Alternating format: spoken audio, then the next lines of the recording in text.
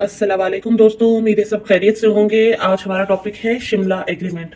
जैसा कि आपको पता है कि हम लोग पाक और हिंद की जो हिस्ट्री है टोटल और वो कवर कर रहे हैं, और इसके साथ साथ जो कॉम्पिटिटिव एग्जाम्स हैं, पीसीएस और ओवरऑल जितने भी वन पेपर एग्जाम है, कॉम्पिटिटिव एग्जाम है, वाइवा पॉइंट ऑफ व्यू है, तो उसके हवाले से भी ये जो वीडियोस हैं आपके लिए हेल्पफुल होंगी।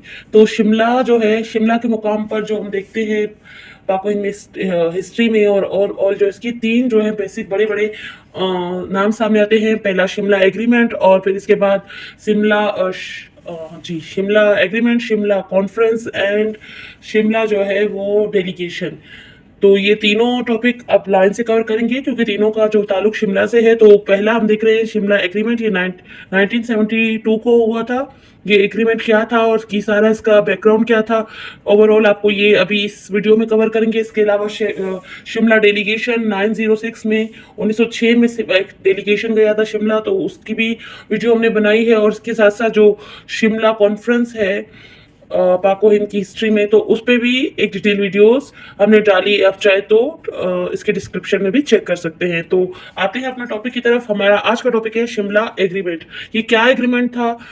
जैसा कि आपको पता है कि 1947 को पाकिस्तान और इंडिया अलग हो गए, और फिर दोनों ने अलग अलग जो है अपनी रियासतें बनाई। तो पाकिस्तान आफ्टर पार्टीशन जो है, पाकिस्तान में आपको पता है इंडिया और पाकिस्तान की कुछ इश्यूज रहे हैं, कश्मीर इशू और बेसिक सब जो उसका इश्यूज रहे हैं। तो जैसे उनकी सरहदों का तयन करना और बहुत कुछ। फिर उसके बाद आहिस्ता आहिस्ता फिर पाकिस्तान और इंडिया जंग तक भी पहुंचे 1965 में। और उसके बाद 1971 में जो है ईस्ट पाकिस्तान यानी कि आपका बांग्लादेश जो है वो बना, और ईस्ट विंग आपसे अलग हो गई, और 1971 में एक अलग मुल्क जो है बना, पाकिस्तान का ही ईस्ट हिस्सा जो है आपका वो बांग्लादेश के नाम से उभर कर सामने आया। और उसके बाद जो है जब बांग्लादेश और पाकिस्तान का इशू शुरू हुआ, और उसके साथ साथ जब पाकिस्तान बांग्लादेश में अफवाज जो है लिबरेशन आर्मी LBLA जो है उन्होंने बगावत कर दी, और फिर उन्होंने जो है लड़ना शुरू किया, और फिर पाकिस्तान ने अपनी अफवाज वहां भेजी। तो हुआ क्या, इसका बैकग्राउंड क्या था? तो उन्होंने जब पाकिस्तान ने अपनी अफवाज वहां भेजी, तो इंडिया ने उन BLA का साथ देते हुए बलूचिस्तान। तो शिमला एग्रीमेंट का बैकग्राउंड देखते हैं। तो इसमें आप देखेंगे सबसे पहले क्या हुआ, जब हमारा एक ईस्ट विंग, पाकिस्तान का ईस्ट विंग जो है बांग्लादेश के नाम से सामने आया। जब पाकिस्तान और बांग्लादेश बने यानी बांग्लादेश हमसे अलग हुआ, तो उस टाइम BLA बंगालों की एक आर्मी BLA जो है वो फिर उनकी फाइट हुई, और फिर पाकिस्तान ने वहां पर जाकर अफवाज भेजी। जब पाकिस्तान ने अफवाज भेजी, तो इंडिया ने क्या किया कि BLA के साथ अपनी अफवाज भेजकर पाकिस्तान का मुकाबला किया। यानी कि ये थी तो आपकी पाकिस्तान की अंदर की वॉर, लेकिन हिंदुस्तान ने फायदा उठाते हुए अपनी अफवाज BLA की उनका माइंड ब्रेन वॉश करके, और फिर उनकी BLA का साथ देते हुए अपनी अफवाज वहां भेजी। तो और नतीजे में हुआ क्या कि फिर पाकिस्तान को शिकस्त खाना पड़ी। और इसके अलावा जो है जब इंडिया ने बंगालियों का साथ दिया और बांग्लादेश बना, तो इसके नतीजे में पाकिस्तान की बहुत बड़ी आर्मी जो है इंडिया ने अपने कब्जे में ले ली, क्योंकि वहां पे पाकिस्तान को फिर शिकस्त हुई और बांग्लादेश बना। और फिर क्या हुआ कि BLA के 93,000 सोल्जर्स जो है वो इंडिया ने अपने कब्जे में ले लिए। तो इसके नतीजे में क्या हुआ, एक एग्रीमेंट साइन किया गया जिसे शिमला एग्रीमेंट कहते हैं, और इसकी डेट जो है वो 2 जुलाई 1972 है। इस एग्रीमेंट की डेट जो है 2 जुलाई 1972 है। और ये किस लिए साइन किया गया कि वो जो अफवाज थी पाकिस्तान की, वो जब इंडिया ने अपने कब्जे में एक बहुत बड़ी अफवाज और बहुत सारे जो एरियाज पे ले लिया था, इंडिया ने उसको भी अपने अंडर ले लिया था, और फिर अफवाज भी ले ली थी, और कश्मीर इशू और बहुत सारे इश्यूज भी स्टार्टिंग से ही, जैसे ही पाकिस्तान आजाद हुआ तो बहुत सारे इश्यूज चल रहे थे। तो उसके नतीजे में हुआ क्या कि एक एग्रीमेंट साइन किया गया जिसको शिमला एग्रीमेंट कहते हैं। इसके हम देखेंगे बेसिक 3 पोर्शंस है। पहले बेसिक एग्रीमेंट, और फिर रिस्टोर रिलेशंस, और फ्यूचर रिलेशंस। इसके 3 पार्ट्स में हम इसको देखेंगे। तो आते हैं सबसे पहले बेसिक एग्रीमेंट। उससे पहले क्या हुआ, जब शिमला के, तो आपको जैसे बताया कि इसके 3 पार्ट है। शिमला एग्रीमेंट को हम 3 पार्ट में देखेंगे। पहले तो हमने बैकग्राउंड इसका देखा कि क्या वजूहत थी।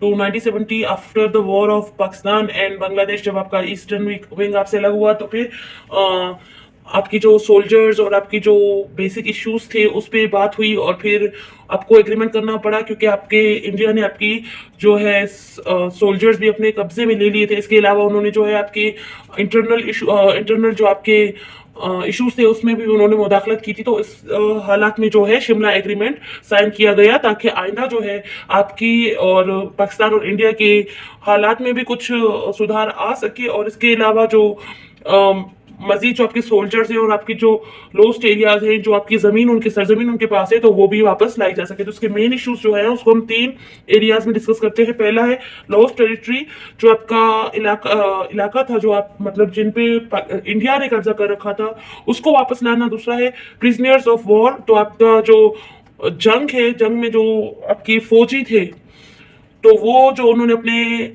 कब्जे में ले लिए थे, ये तकरीबन 93,000 के करीब फौजी जो है उन्होंने कब्जे में ले लिए थे, तो ये भी आपको वापस लाने थे। और डिसमेंबरमेंट ऑफ ईस्टर्न विंग, और जो ईस्टर्न विंग में जो उन्होंने आपको मुदाखलत की थी, और जो आपका सारा उसने इंडिया ने वो किया था, तो उसके उसके हवाले से भी इस पे बातचीत करना जरूरी था। तो ये 3 मेन इश्यूज थे जिसके लिए ये एग्रीमेंट साइन किया गया। ये शिमला के मुकाम पर साइन हुआ, तो इसे शिमला एग्रीमेंट कहते हैं। और ये इसका जो डेट है साइन होने की, वो 2 जुलाई 1972 था।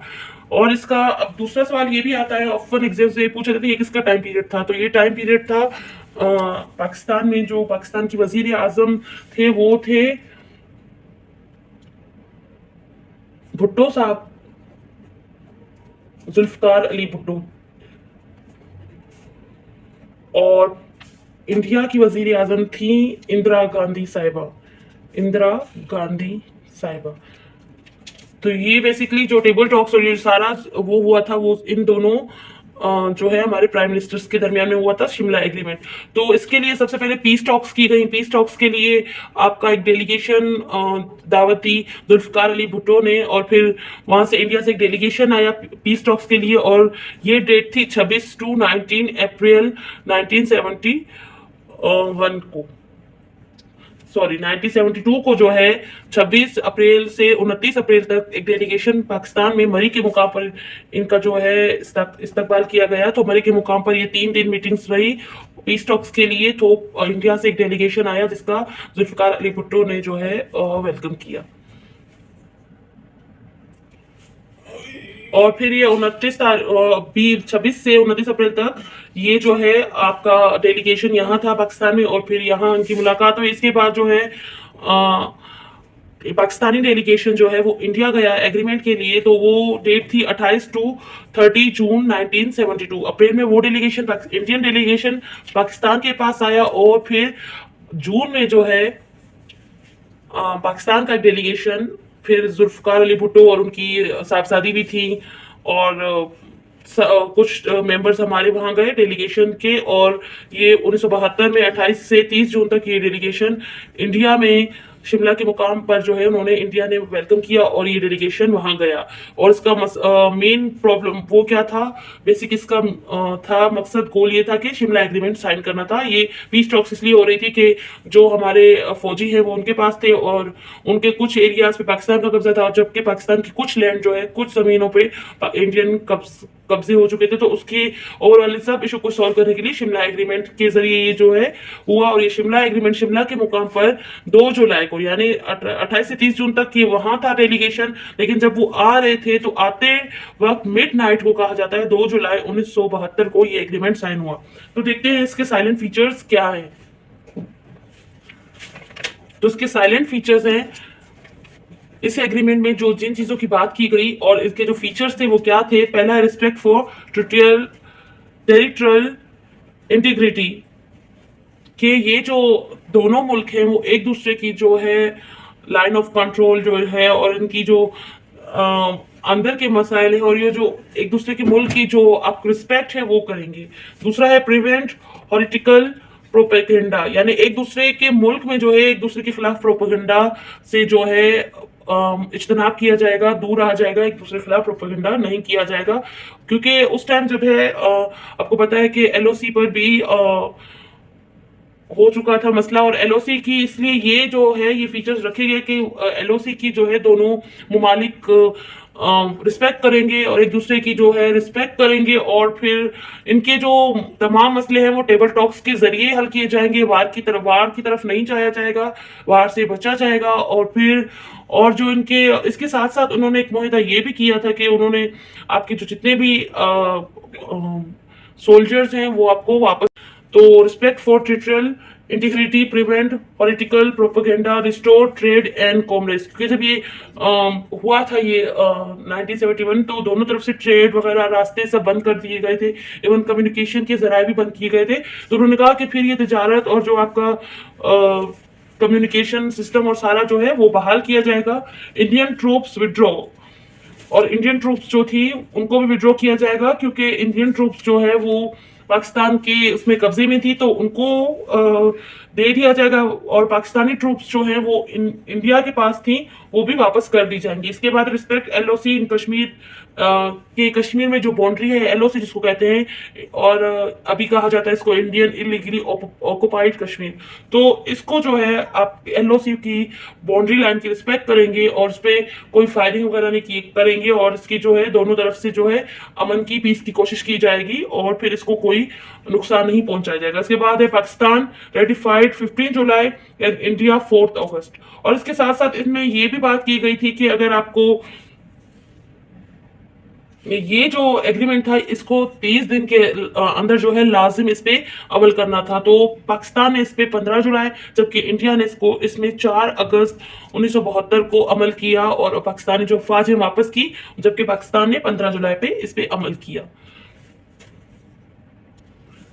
तो आप बेसिकली अगर इस एग्रीमेंट की बात करें तो बेसिक एग्रीमेंट क्या था कि दोनों ममालिक जो है अपने मसाइल यूएन चार्टर के जरिए हल करेंगे, कि आगे जो उनके फ्यूचर के मसाइल होंगे जो भी होगा वो बैठकर बातचीत से पुरअमन तरीके से यूएन चार्टर के जरिए हल करेंगे। बायलिटरल रिलेशन, और जब ये दोनों ममालिक बैठेंगे तो तीसरे किसी मुल्क को मतलब मुदाखलत नहीं देंगे, दोनों आपस में बैठकर रिलेशन को हल करेंगे, तीसरा मुल्क इसमें नहीं आएगा। रिस्टोर टेरिटरी, और ये जो है अपनी मसाइल और अपने जो ये अफवाज का मसला था तो उन पे भी बहस करेंगे। रिस्पेक्ट ईच अदर, एक दूसरे की जो है रिस्पेक्ट करेंगे। टेबल टॉक्स, और जो भी मसाइल होंगे वो टेबल टॉक्स के जरिए जो है हल किए जाएंगे। इसके बाद रिस्टोर रिलेशंस, दूसरा हमारा पॉइंट था रिस्टोर रिलेशंस। तो रिज्यूम कम्युनिकेशन को बहाल किया जाएगा। प्रोमोट ट्रेवल, मतलब जो आपको पता है दोनों ममालिक में जो है बहुत सारे मजहबी रिलेशंस है, कि कुछ हमारे कुछ जो सिख हैं और वो वहां से इंडिया से आते हैं, और यहाँ से भी कुछ मतलब हम लोग मजहबी रवायत के हिसाब से ट्रेवल करते हैं। तो इसमें इसी एग्रीमेंट में ये भी कहा गया कि हम ट्रेवल को प्रमोट करेंगे, ट्रेड एंड इकोनॉमिक्स को भी प्रमोट करेंगे, साइंस एंड कल्चरल जो हमारा रिलेशन है उसको भी प्रमोट करेंगे। इसके बाद है फ्यूचर रिलेशंस।